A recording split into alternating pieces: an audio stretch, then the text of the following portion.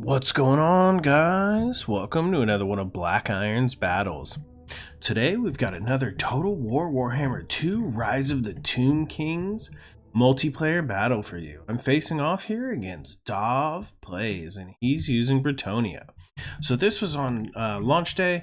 This was me and Dav testing out a ton of different armies. He wanted to see Bretonnia because they did get a good number of buffs. And he just figured we'd see what happens. So let's go ahead and show you first my TombKings army here. We're using the Khemri, and we have got a Tomb King up here on top of a Warsphinx. So when he's added to that Warsphinx, he's huge. Look, he's got 110 armor. He's got tons of health. Causes terror, fear. I mean, he is nasty. He's got physical resistance. I've also added the Scorpion armor, which means that when he gets below 50% health, he actually takes 22% less damage, so that adds to, I think that makes it 44. And then pretty much with the Guardian bonus of my Tomb Prince over here, it actually, I mean, he's pretty much getting close up to the damage stack. It is, or the damage max, the reduction max, sorry. So since I've mentioned him now, you'll see here I've got my Tomb Prince as well. He's on foot, but I have brought with him the Blade of Setup. So that's a hex that you can cast on an enemy, and it'll reduce their armor and physical resistance by a lot. So besides that, I mean, I do have that Guardian on him. So as long as I keep him within the, this radius, which is a pretty big radius, he will give that damage buff to my Lord when nearby.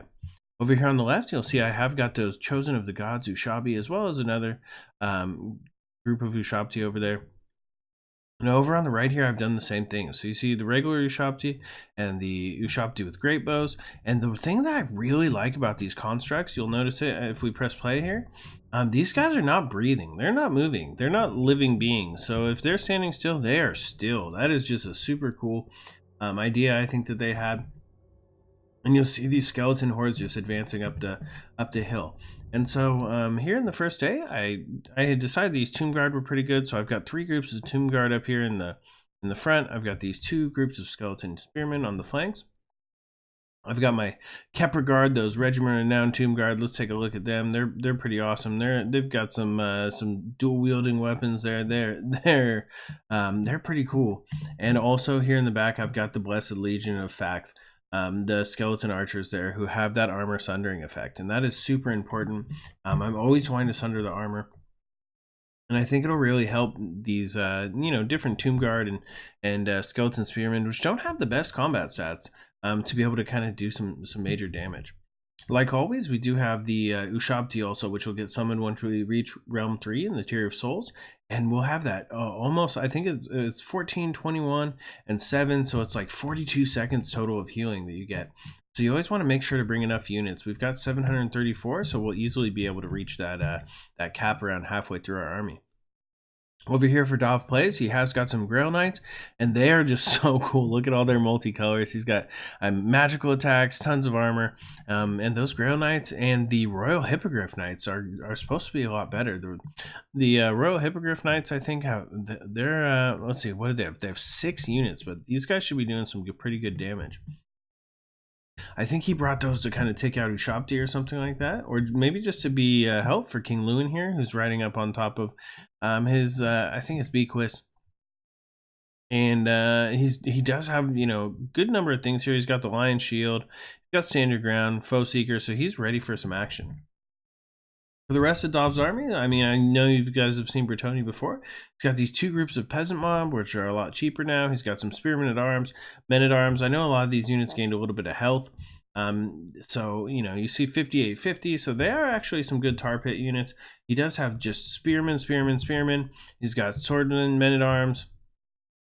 And I believe here in the back, just peasant bowmen with fire arrows. And now that is something that's really strong.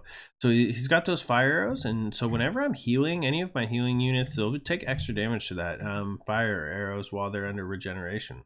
Besides that, he's got this Grail Knight here in the middle for support, as well as this Damsel with the Lore of Life. And you can see that he's taken, let's see, what is he taking here? It looks like he's taken Regrowth, he's taken Earthblood, and he's taken Lifebloom. So he is ready to do some good healing. He's ready to keep these guys alive. I'm sure it's on King Louen and these Royal Hippogryph Knights that he's going to use that. but it's really these cavalry that he wants to use. So overall, it's pretty even army here. We've got good numbers on both sides. So, and let's go ahead and just try to make it over this giant hill. If we zoom down here, you can look how cool that is. We were just climbing up, walking up that hill. Oh man, and you see King Louen just come right over the top. And right off the bat, you're going to see these Ushabti great bows just start taking shots at everything we can. We've got the Blessed Legion shooting over here at these Royal Hippogryph Knights, and you see their armor is actually down to 50 now. Here in the middle, you'll see that I've got this Tomb King coming right up to the top, and I realize that I've got him a little bit too far. And I definitely want to pull him back, but not before he takes a hit from King Louen.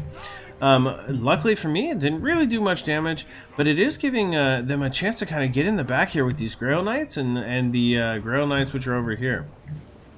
Here on this left side, you'll see the Ushabti take the charge, and it does a good amount of damage, actually.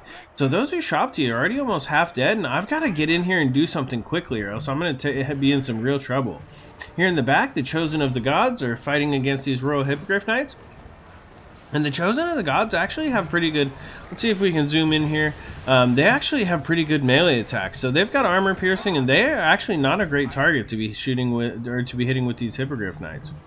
Let's go ahead and slow this down for a second, just because we always get engaged so quickly, me and Dav. So here you can see that he's got these Grail Knights, which are into these Ushabti great bows, and he is just doing major work. So the Grail Knights really just smashing into those great bows and doing huge damage. He's got some Spearmen at Arms coming around here in the flank, and actually these peasant mob were just taken right out by the Skeleton Spearmen and the Ushabti, which crashed into the lines here. Let's get it going again for these Tomb King. You see the Tomb Kings are facing off with these Men-at-Arms, and Tomb Kings are going to eat through all of these Men-at-Arms and Spearmen-at-Arms with no problem. I think they'll destroy the Skeleton Spearmen, but the Skeleton Spearmen should be able to do real good work against that peasant mob and just kind of hold their line. They've got good defense. Here in the back, you'll see those Grail Knights that are under the effect of the regrowth, so they're going to be taking reduced damage from these Kepler Guard, these Tomb Guard. But these Tomb Guard have good defense, and they've got pretty good health. So with their regeneration, they're also doing okay. And you see he's decided to take these Grail Knights off and kind of charge them into the back of those Skeleton Spearmen as well. Here in the back, where those Regiment of Renown are fighting the Royal Hippogryph Knights, we're also including the Blessed Legion now, and those Hippogryph Knights are about to go down. One of them is down so far.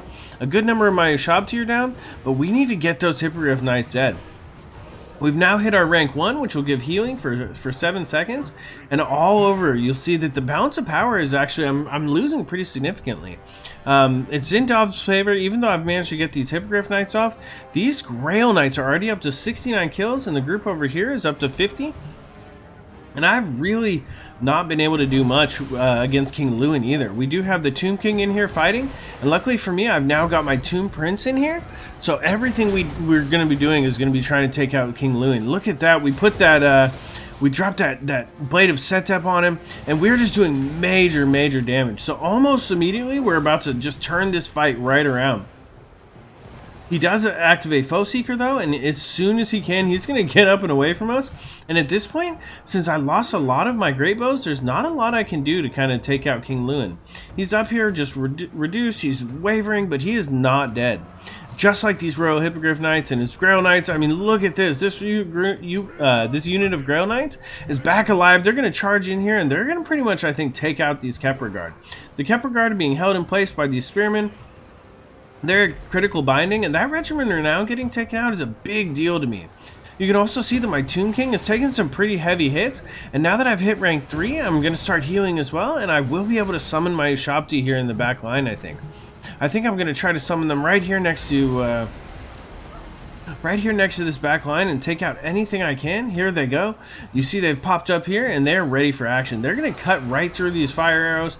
No problem. They'll clean them out. And here in the back, we've got our Tomb Guard into what is the Damsel of Life, as well as these Royal Hippogryph Knights. And so there's a good battle going back here. We've almost killed the Damsel of Life. You see she's surrounded. You can see these Royal Hippogryph Knights are using, they've got regrowth on them, so they're coming back. There's still 3 models left. And it is just up, now it's neck and neck. I've pretty much pulled it even. King Louen is using his healing right here to do what he can. And we've got a really strong base here in the middle, even though our Tomb King has no more healing left. So he's probably going to be the first thing to go. I'm going to want to keep him right here with the Tomb Prince to keep that damage resistance up. And you see, he is just at max damage resist now. So that's pretty good. We've got some Ushabti here. We've got a second group of Ushabti in the back line. But over here on the left, these Grail Knights have killed 190 units. They've finished off another group of Tomb Guard. So these guys have just been cycle charging back and forth and back and forth. And there isn't a lot I can do to stop them. Here on the other flank, you see a lot of my units are down, and so it is just neck and neck. I mean, I do have some big units here, but these Tomb Guard are going down. Another unit of Tomb Guard has crumbled, and I've got to just get in here and kill his heroes. I've got this Damsel of Life, which is hopefully going to break soon. I've got two groups of Ushabti, I've got some Tomb Guard, and I've got my Tomb Prince, but that's about it. He has got a ton of units here. You see King Louen's going to come in here. Let's see if they have any special fight animations. You can see King Louen's fighting here against my Tomb King. And Dav is just smashing me neck and neck. I mean, this Tomb King is staying alive. You see, I've almost got him. I've got Blade of Setep there again. Oh my god, King Louen is down to 300 health. But Dav gets him away again with Still Wavering. And even though the Royal Hippogryph Knights are broken, King Louen's broken, he has a ton of regular units. And oh my god, there comes a nasty charge from those Grail Knights. They're already ranked up 3 times, 240 kills. They're taking out these Tomb Guard. These Ushabti are pretty much gone. All I have left is this one group of Ushabti, my Tomb King, and my Tomb Prince. I mean, this is nasty. We're killing Grail Knights. There's only one Grail Knight left here, but he is still fighting. And that Tomb King is just lasting. Look at that. I mean, as long as you keep that damage resisting up, he's got tons of physical resistance. He's got extra 22 from the Scorpion armor. And at this point, I think is where I make my final mistake. I'm losing a little bit at this point, but I really want to get my Tomb King in here and take out this Damsel of Life. But that exposes me to some of these fire arrows, and that kind of just also moves me out of that damage resistance. So you see a lot of these Bretonnian units are routing off, but King Louen was actually able to heal back up. He's now almost back up to 1,000 health. So he's going to come in here. You see he's attacking right into the back of that Tomb King. I'm taking some fire arrows, which are hitting me as well, and now I'm starting to die. So I'm down to 790. It is just a fight to the death. There's tons of Bretonnian reinforcements coming in. We've got just these few units of, just these 9 Ushabti left. We've got our Tomb Prince and our Tomb King. Our Tomb King's down to 678. Let's go ahead and watch. You can see these Bretonnian units are coming in from all sides. You can see the fire arrows coming in from the Bretonnian peasants. I mean, look at that. But that Tomb King is still fighting. 270. You see him smash through a few more. And King Louen comes in here. He comes in for that final swoop in. Everyone is covered in blood. You see the Tomb King fall off there. And that pretty much does it. Only the Tomb Prince remains. And he is just going to crumble. There's still a good number of Bretonnian troops left, and Dav just pulled out that victory. It was just so crazy, so hectic. King of the hill on top of that giant hill there. Oh, it was such a blast. So I really think that if I had managed to keep some of those Ushabti great bows alive a little bit longer, I would have just been able to knock King Louen out of the air instead of just letting him heal. But Dav just really, really good with getting those Grail Knights into the back there and taking out my Ushabti great bows. I really had underestimated. Ushabti always had been super strong to me, but these Grail Knights, they were really able to cut them down super quickly. Besides that, I mean, you saw I was able to kill the Royal Hippogryph Knights. They got into the Chosen of the Gods, and it really was, I mean, a pretty even fight there. But I had to use the Blessed Legion to help out, and so I mean, you can tell there from this game, the Royal Hippogryph Knights actually, you know, if you keep casting regrowth on them and stuff like that, you can keep them alive a good amount of time.